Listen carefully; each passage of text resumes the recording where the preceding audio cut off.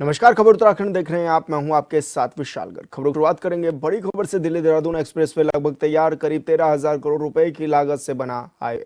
डाटकाली से गणेशपुर तक 6 लेन में ट्रैफिक खुला है। 2.5 से 3 घंटे का अब सफर रह गया है दिल्ली से देहरादून का। वन क्षेत्र से गुजरने वाले हिस्सों में साउंड बैरियर भी लगाए गए हैं। प्रधानमंत्री नरेंद्र मोदी भी जल्द इसका उद्घाटन कर सकते हैं। तो बड़ी खबर आप तक पहुंचा रहे हैं, जहां पर यह बताया जा रहा है कि जल्द ही प्रधानमंत्री नरेंद्र मोदी इसका उद्घाटन कर सकते हैं। दिल्ली से देहरादून हाईवे के समय की अगर बात की जाए तो अब केवल 2.5 से 3 घंटे का यह सफर रह जाएगा।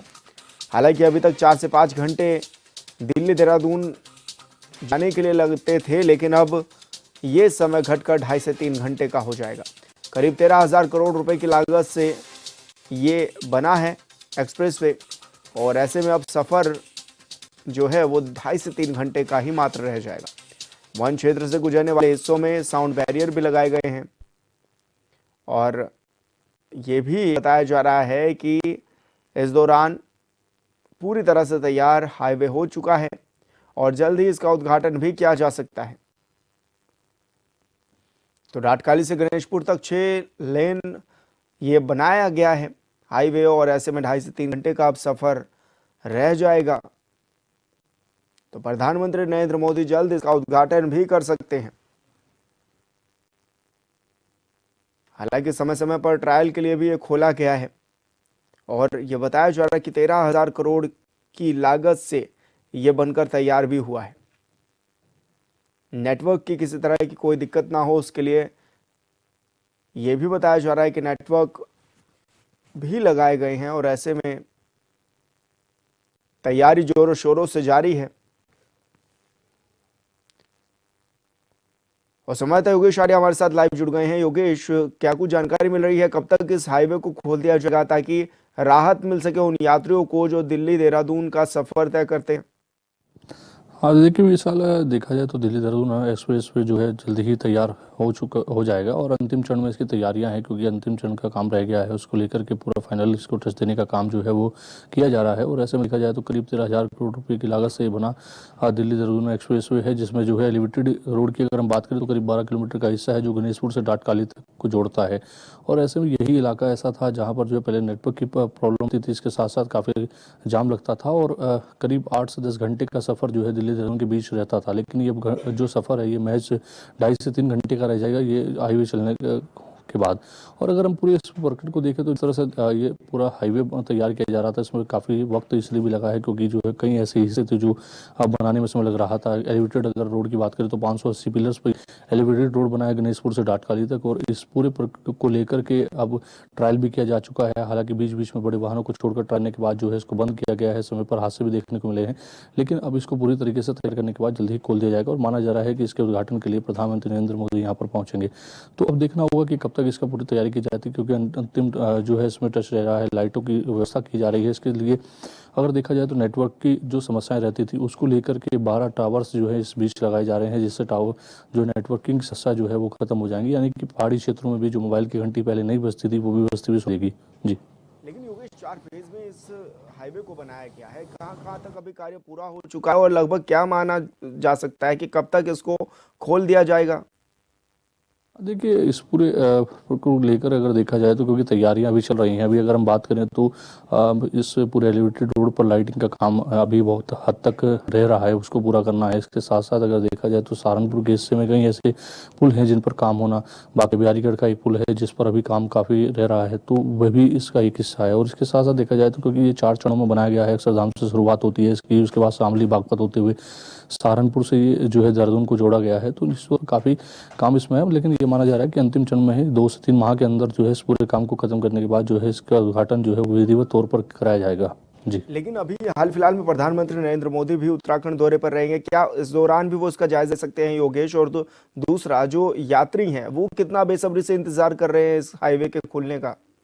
हाँ देखिए, बिल्कुल हो सकता है कि प्रधानमंत्री नरेंद्र मोदी जब राज्य स्थापना दिवस के दौरान जो है उत्तराखंड पहुंचेंगे तो उसका जायजा ले सकते हैं, हवाई सर्वेक्षण कर सकते हैं, इसकी पूरी कामकाज का जायजा ले सकते हैं कि कितना काम हो पाया है, क्योंकि ये ड्रीम प्रोजेक्ट भी है और ड्रीम प्रोजेक्ट को लेकर के वह सकते हैं कि आखिरकार कितना काम हो पाया है। क्योंकि अगर हम देखें तो पहले जब ये बन रहा था तो उस दौरान की जो हाइट थी वो बेहद कम थी, लेकिन उसके बाद हवाई सर्वेक्षण जो है नितिन गडकरी द्वारा किया गया था, उसकी हाइट बढ़ाने को कहा था कि ताकि वन्य क्षेत्र में जो है किसी प्रकार की समस्या ना आए। उसके लिए बैरियर लगाने के लिए भी उन्होंने निर्देश दिए थे, जो कि लगाए गए हैं, ताकि जो है वहाँ पर साउंडिंग के साथ साथ जहाँ पर वन गुज्जर क्षेत्र इलाका आता है उसको भी पूरी तरीके से उन्होंने वहाँ पर बंद करने के लिए कहा है, ताकि आवाजाही, क्योंकि इस पर हाई स्पीड से जो है गाड़ियाँ फराटे बढ़ते हुए दौड़ेंगी और ऐसे में किसी प्रकार की दुर्घटना ना हो, उससे इसको साइड से लॉक किया जा रहा है ताकि जो वाहन, छोटे वाहन है वो इस पर ना आए।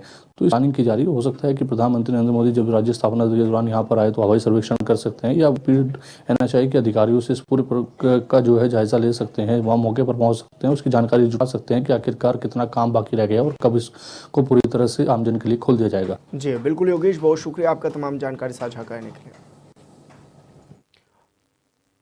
और बड़ी खबर का रुख करेंगे हरिद्वार दौरे पर रहेंगी राष्ट्रपति द्रौपदी मुर्मू। प्रशासन ने जारी किया ट्रैफिक प्लान। 2 नवंबर को सुबह 6 बजे से हाईवे पर भारी वाहनों का संचालन बंद। पतंजलि विश्वविद्यालय में आम वाहनों की एंट्री पर भी रोक, केवल अधिकृत वाहनों को मिलेगी अनुमति। दिल्ली से आने वाले वाहनों को लक्सर कनखल मार्ग से भी भेजा जाएगा। तो बड़ी खबर आप तक पहुंचा रहे हैं, जहां पर देश की राष्ट्रपति द्रौपदी मुर्मू जो है वो हरिद्वार दौरे पर रहेंगे और उसके लिए ट्रैफिक प्लान भी निर्धारित कर दिया गया है। तैयारियां जोर शोर से जारी है। प्रशासन ने ट्रैफिक प्लान जारी कर दिया है। 2 नवंबर को सुबह 6 बजे से हाईवे पर भारी वाहनों का संचालन पूरी तरह से बंद रहेगा। पतंजलि विश्वविद्यालय में आम वाहनों की एंट्री पर रोक रहेगी, केवल अधिकृत वाहनों को ही अनुमति दी जा सकेगी। तो ये बड़ी खबर आप तक पहुंचा रहे हैं। दिल्ली से आने वाले वाहनों को लक्सर कनखल मार्ग से भेजा जाएगा। तो प्रशासन ने ट्रैफिक प्लान इसको लेकर जारी कर दिया है।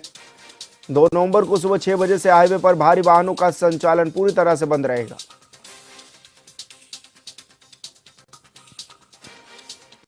केवल अधिकृत वाहनों को ही अनुमति मिल सकेगी। और संवाददाता मनोज कश्यप हमारे साथ फोन लाइन पर जुड़ गए हैं। मनोज, किस तरह की तैयारियां प्रशासन की नजर आने लगी है हरिद्वार में?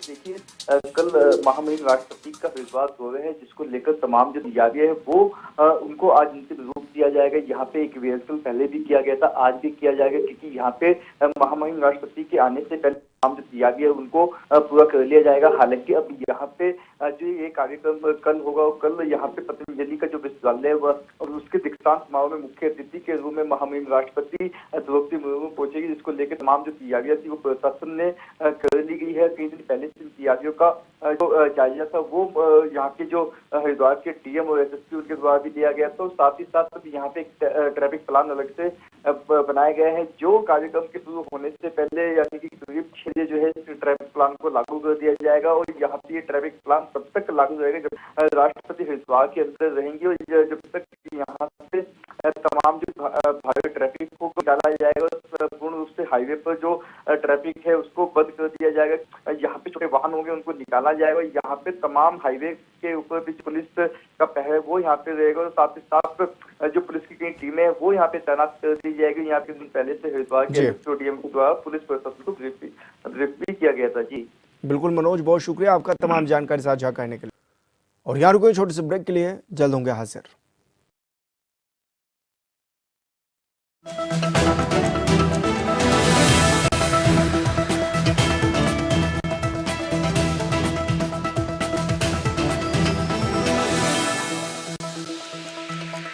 ब्रेक के बाद स्वागत है आपका। खबरों में आगे बढ़ेंगे। लक्सर तहसील क्षेत्र के अबेपुरकुड़ी गांव में सरकार जनता के द्वारा 1 दिवसीय शिविर आयोजित किया गया। शिविर में अधिकांश शिकायतें सरकारी राशन न मिलने और कुछ शिकायतें गांव में लगे पेयजल विभाग की पाइपलाइन लीकेज होने की मिली हैं। ये भी बताया गया है कि इसकी वजह से गांव की सड़कों पर जगह जगह जलभराव रहता है। इस पानी से गांव में तरह तरह की बीमारियां पनप सकती हैं। वहीं शिविर में पहुंचे लक्सर उप जिलाधिकारी सौरभ असवाल और संबंधित विभागों के अधिकारियों ने लोगों को सरकार की योजनाओं की जानकारी दी है।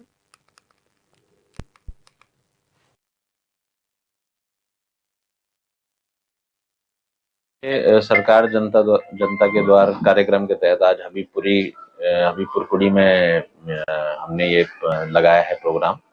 यहाँ पर सभी विभाग के कर्मचारी हैं और ग्रामीण हैं, यहाँ पर अपनी शिकायतें लेके आ रहे हैं। मौखिक शिकायतों में हमें जो मिली है उनमें खाद्य विभाग से संबंधित है, जिसमें जो कोटे का राशन मिलता है उसके संबंध में शिकायत है, और कुछ शिकायतें हमारे यहाँ पानी के संबंध में है, कहीं लीकेज है तो उसके संबंध में है। तो उनके जो अधिकारी यहाँ पर आए उनको निर्देशित किया गया है कि तुरंत इन शिकायतों का निस्तारण करें, और यहाँ पर जितने भी विभाग के अधिकारी हैं सब अपने विभाग के जो भी सरकार द्वारा कार्यक्रम या योजनाएं चलाई जा रही है उसका भी सभी ग्रामीणों को बता रहे हैं, और हम ग्रामीणों से ये निवेदन हम कर रहे हैं कि वो जो भी सरकार के लाभ हैं उनका सरकार की योजनाएं हैं उनका लाभ उठाएं। क्या सभी शिकायतें आपको मौखिक मिली हैं? कुछ हमें रिटर्न में भी दे रहे हैं, रिटर्न में शिकायत तो उनका भी हम निस्तारण। उत्तराखंड सुरक्षा को बढ़ावा देने के लिए मुख्यमंत्री पुष्कर सिंह धामी गंभीरता के साथ काम कर रहे हैं, लेकिन फिर भी हालत नहीं बदल रही है, जबकि सरकार हर गाय के रखरखाव के लिए हर दिन 80 रुपए दे रही है। इस रिपोर्ट में देखिए।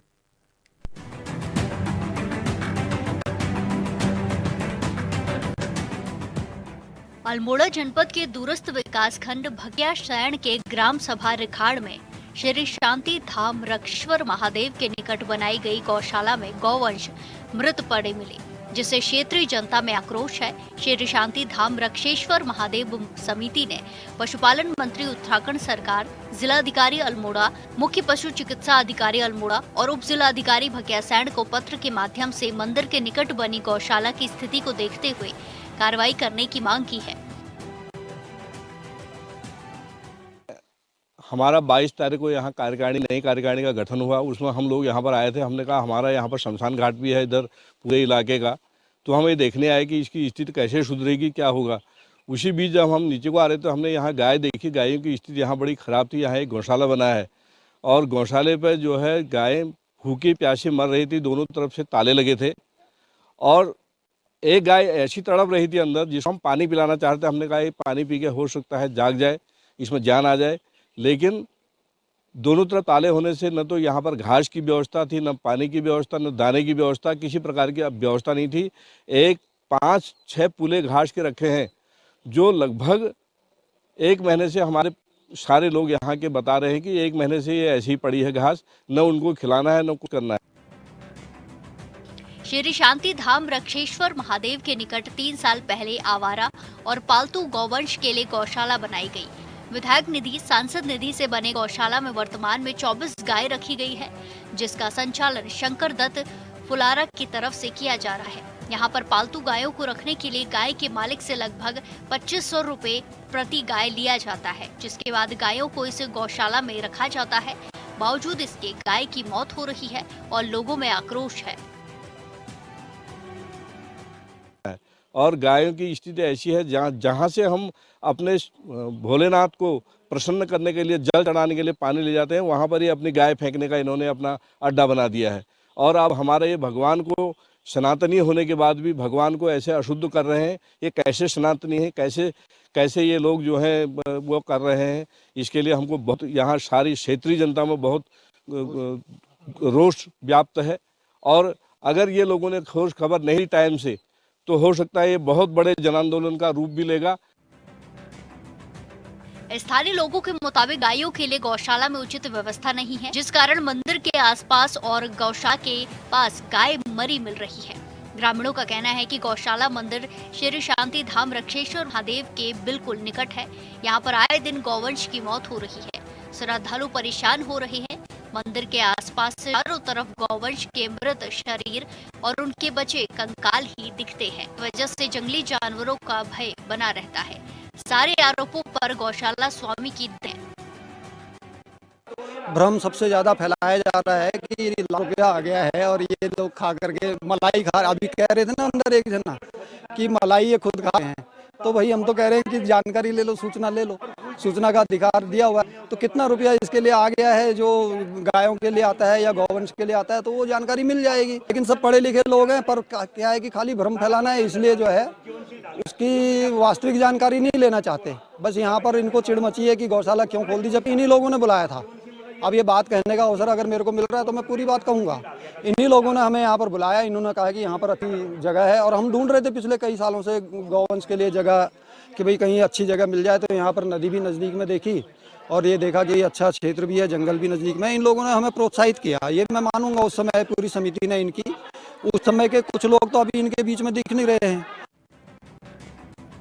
ग्रामीणों का कहना है प्रशासन गौशाला को जल्द से जल्द या तो बंद करे या फिर कहीं और शिफ्ट करे। अल्मोड़ा से नसीम अहमद की रिपोर्ट। और खबर उत्तराखंड में मेरे साथ इतना ही। आप देखते रहिए चैनल 24/7। नमस्कार।